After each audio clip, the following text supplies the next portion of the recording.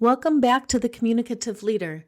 Today we're tackling a massive, silent problem that is actively fueling your professional burnout. It's not just your workload, my friends. It's unexpressed ideas and unspoken boundaries. It's that feeling of being unseen and unheard, and that can often be a deep source of professional exhaustion. And if we let it go on, it becomes our personal exhaustion as well. In this episode, The Silent Toll, How Not Speaking Up is Burning You Out, we're pulling key insights from my new book, Amplifying Your Leadership Voice, From Silent to Speaking Up. We're going to reveal the 4 fears that keep you quiet and discuss 3 high-impact strategies to start using your voice for professional self-care. Let's dive in and have some fun. Hello and welcome to the Communicative Leader, hosted by me, Dr. Leah O'Million Hodges. My friends call me Dr. O. I'm a professor of communication and a leadership communication expert. On the Communicative Leader, we're working to make your work life what you want it to be. So welcome back to the Communicative Leader.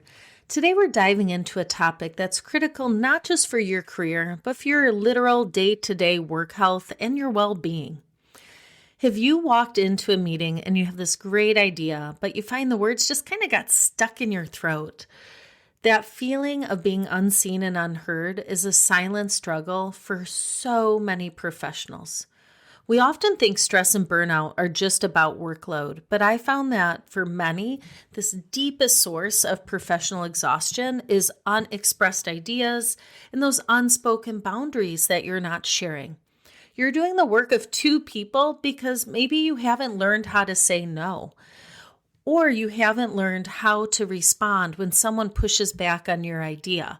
So you kind of carry the weight of those ideas that are unheard and unrealized. And that, again, is the weight of resentment, my friends, because you're not able to voice your true perspective.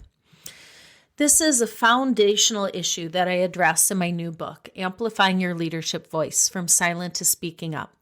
It is now available for pre-order, which is exciting because it is a project that I've worked really hard on. And what we're doing today in this episode is kind of pulling the curtain back, introduction in chapter 1, where we look at this difficult truth. Your silence is costing you more than you realize. When employees feel heard and valued, they're more motivated, engaged, and committed to their work. But if you can't find your voice or you don't know how to address that peer that seemingly always speaks over you in every meeting, or how to navigate that conflict that continues to emerge, it seems, every time your team has to make a decision, if we can't navigate those things, then we can't unlock our sense of value or job satisfaction. So, my friends, it is time to stop letting fear govern your contributions. And instead, I want you to focus on making your unique voice as impactful and as persuasive as possible. So before we dive into those actionable tips, let's look at the danger of silence. And I want us to be honest, because most of us are members from one time to another of what research calls the silent majority. We hold back because we simply weren't taught critical communication skills we needed to succeed in the workplace. And again, this doesn't mean that we're always silent. We might have seasons of it. It might be in certain groups or teams or meetings, not all of them. But it is important that we look at the danger of silence. And this is chapter 1 in my book, Amplifying Your Leadership Voice. It is chapter 1 for a reason. Silence has a profound impact on your influence. But more importantly, for today's topic, it has devastating impact on your well-being as well. So why do we stay silent? So my friends, we can often boil this down to 4 fears, and all of these contribute to an unhealthy work life. First fear, that fear of rejection or criticism, right? We worry this idea might be dismissed, it might be ridiculed. But if communication is this primary yardstick by which others assess our leadership ability, staying silent is not doing us any favors. We are stunning our professional growth, and we're losing opportunities to refine our ideas and become even more strategic thinkers and impact players in our workplaces. Second fear, the fear of being seen as confrontational. No one wants to be labeled as aggressive. No one wants to be labeled as argumentative. But silence often breeds resentment and disconnect. When we stay quiet, we often find ourselves stewing in frustration, and that emotional labor of carrying that around, that is exhausting. That is tying up our cognitive resources that could be used for much, much better things. Okay, our third fear, the fear of causing conflict. For many of us, again, we're afraid of rocking the boat. Yet when we stay quiet, this means missing chances to find real solutions.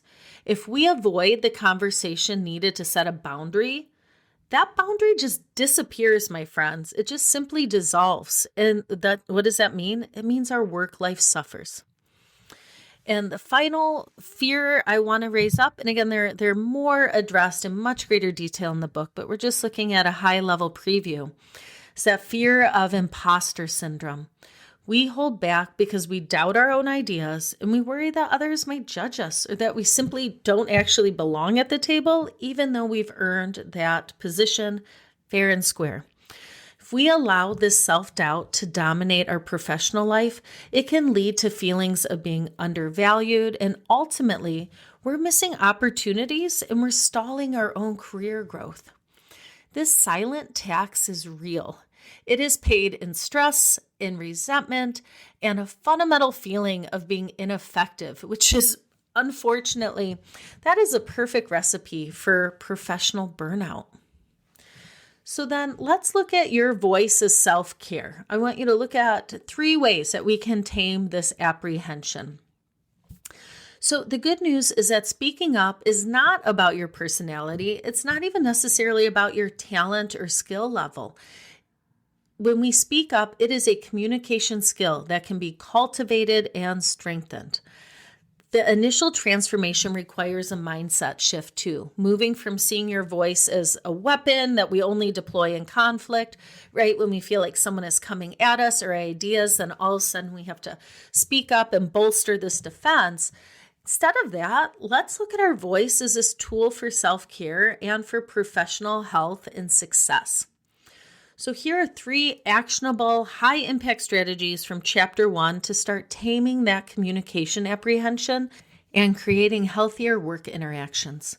1, practice self-compassion. Be kind to yourself. Nerves are completely normal. They're actually a good sign. They're a sign that you care, that you're invested. So instead of beating yourself up for feeling nervous, we got to learn to channel that adrenaline to sharpen our focus and to strengthen the connection we have with our audience. So we're taking time, we're thinking about how to move from that scared, maybe that terrified place to an authentic place. And again, throughout this book, we're going to talk about those strategies. We're going to provide that roadmap for you. I also want you to think about focusing on the problem, not the people.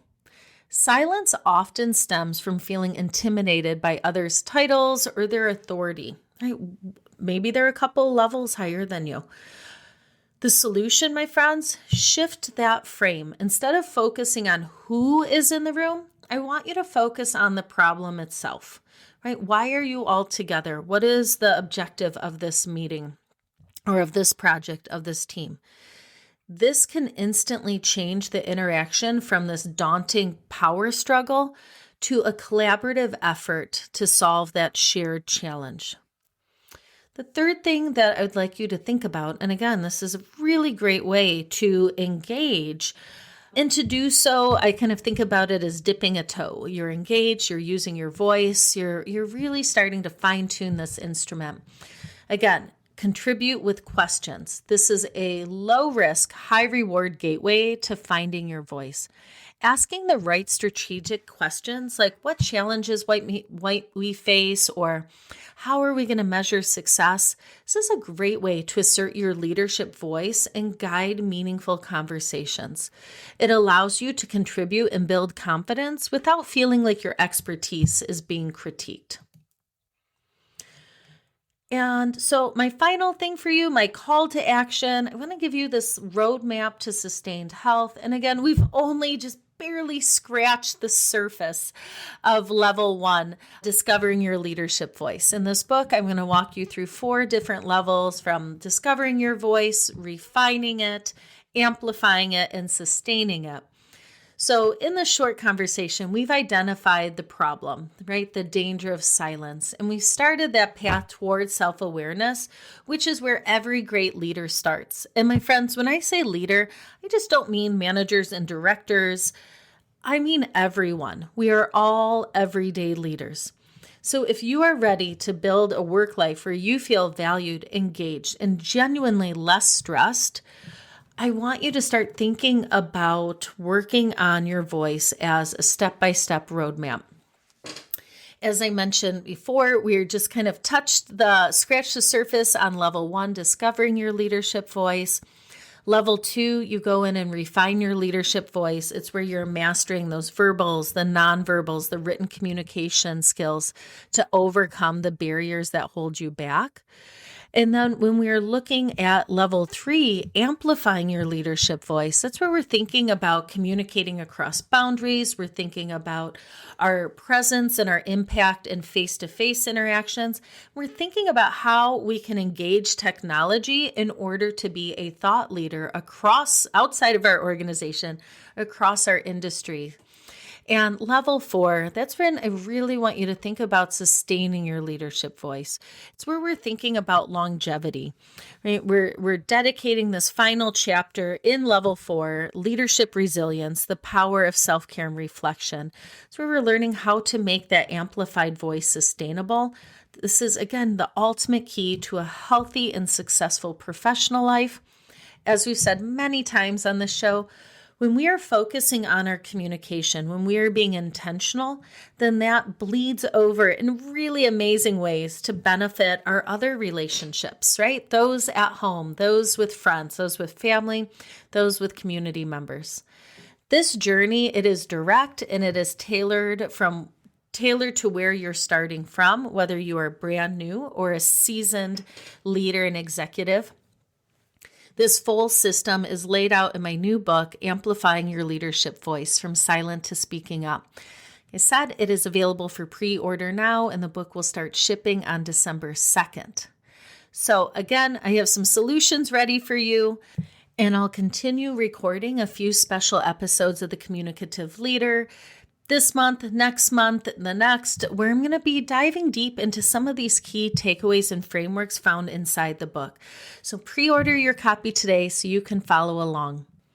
Thank you for tuning in to the Communicative Leader. We'll talk soon. All right, my friends, that wraps up our conversation today. Until next time, communicate with intention and lead with purpose. I'm looking forward to chatting with you again soon on the Communicative Leader.